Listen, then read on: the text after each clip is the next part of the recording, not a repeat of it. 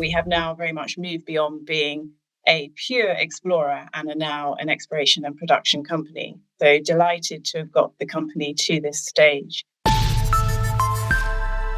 Hello, you're watching Proactive. I'm joined by Helium One Global CEO Lorna Blaisse, as well as Chairman Clive Carver. Lorna, Clive, very good to speak with you.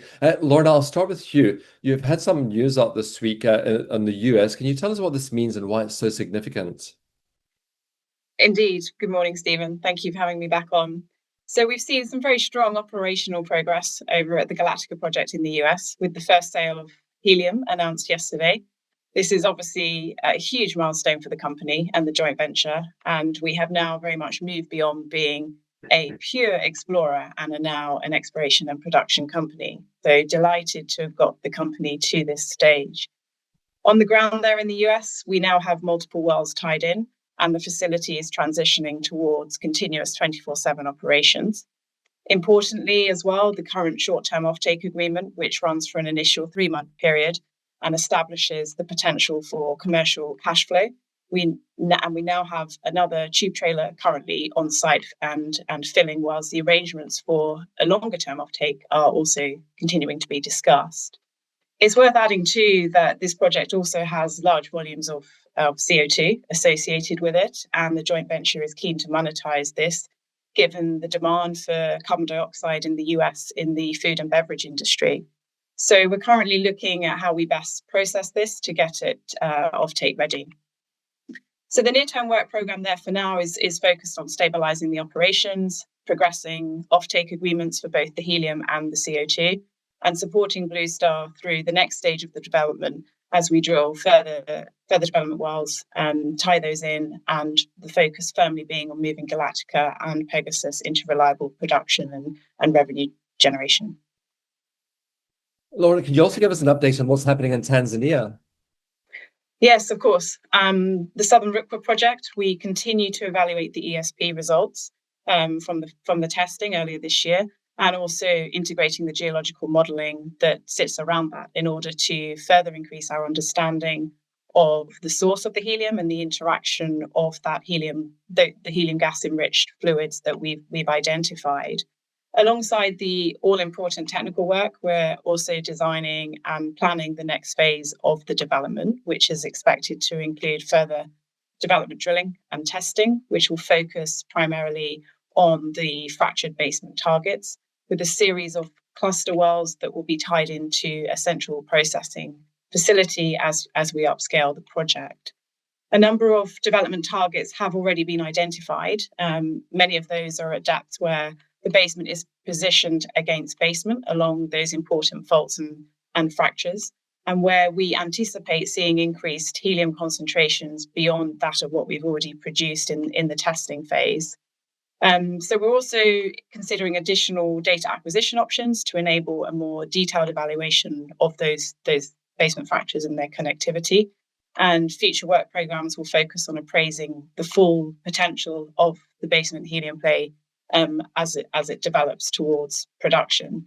I think it's probably fair to say that given the scale of this opportunity and the next stage of development that's required, we believe that this is now the appropriate time to bring in a suitable partner. And a few months ago, we appointed PVE to run a farm-out process for us. And I'm pleased to say that we currently are actively engaged with a number of interested parties. Obviously, I can't say too much more at this stage. How do you see the current helium market given the continuing situation in the Middle East, Lorna? Yes, this is clearly very topical at the moment, especially now that we've transitioned to a producer.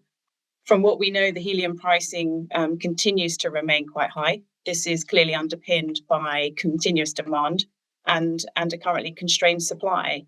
We see current contract prices typically ranging from around $400 per MCF to more than $800 per MCF. Obviously, the recent geopolitical disruption, including the US and Iran conflict and the temporary closure of the Straits of Hormuz, has further tightened the market. And we're aware of some spot pricing reportedly doubling, some reports in excess of $2,000 per MCF since the start of the conflict.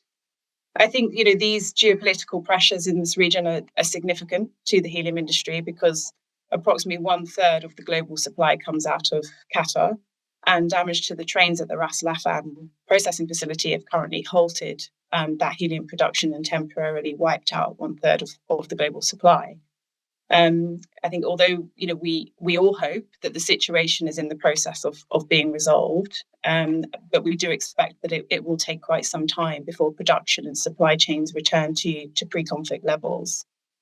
In the US, the demand certainly remains strong. Offtake is continuing to show a clear desire to secure longer term reliable helium supplies in light of the recent disruption. And turning back to Tanzania, helium gateway to the Middle East and Asia has currently been compromised. We're being contacted on a fairly regular basis regarding potential for strategic supply from our Southern Rukwa project. This is obviously partly the direct result of the geopolitical events. But even just this week alone, you'll see that China has announced that they've now banned all export of their helium in order to preserve their own supply. So it's a very dynamic situation for the industry. But in summary, demand for helium remains high. I think that's a reflection of its unsubstitutable nature and the essential role that it plays across a range of critical sectors: chip manufacturing, semiconductor manufacturing, artificial intelligence, MRI technology, space applications, and quantum computing. Clive, let's bring you in, and congratulations on your appointments as chairman. Can you outline your background for those who don't know you and tell us what attracted you to join Helium One? My background is financial. I qualified as a chartered accountant with Cooper's Lybrand in London, and then spent about 7 years in what would now be called mainstream investment banking. But in 1995, just when the AIM market started, I became one of the first nominated advisors, and it ended up running for 15 years, 3 different of the AIM firms there, of the more active firms, being in charge of corporate finance and sometimes in charge of corporate sales. But since 2011, I've very much been on the company side. So since then, I've been on the boards of about 10 listed companies in the UK, often as chairman and quite often put in there by some of the institutional investors. So my background is financial and then general management. I have had experience both in terms of gas and of Tanzania, which was helpful. In terms of what attracted me to this company, I think I watched the market quite carefully in terms of what's coming up in new issues. And for a few years, it was very limited. But I did notice about 3 years ago that a number of the helium companies were starting to attract some interest and get funding. So I was contacted by a different company about 3 or 4 years ago, and went over to North America, had a look around, talked to a few people, went and saw some sites, and in particular saw some of the skid-mounted treatment works for helium produced not from byproducts. And I came back convinced that that was the way forward, that helium demand was going to go in one direction and helium supply in another.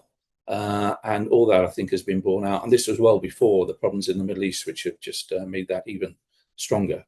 So I was convinced that the market was the right one to be in. But then I was obviously met the company and became convinced that they had the competencies to take the opportunity and make something of it with the 2 projects they have and with other projects, hopefully, that will come along. Final one, Clive. What should investors be looking out for in the next 6 months to a year? I think progress on a number of fronts. I think progress in Tanzania. I think we'd like to conclude a sensible farm out arrangement there. Progress in Colorado in terms of more production, more wells, and expanding what we already have there. But also potentially new things. We do have an opportunistic approach to looking at new projects. So we've always got a number under consideration. And I think this is the time that we could look to expand to try and improve shareholder value. Well, I hope you'll both keep us updated on progress with all those projects. Thank you very much for your time today. Thank you. Thank you. That's Helium One CEO Lorna Blaisse and Chairman Clive Carver.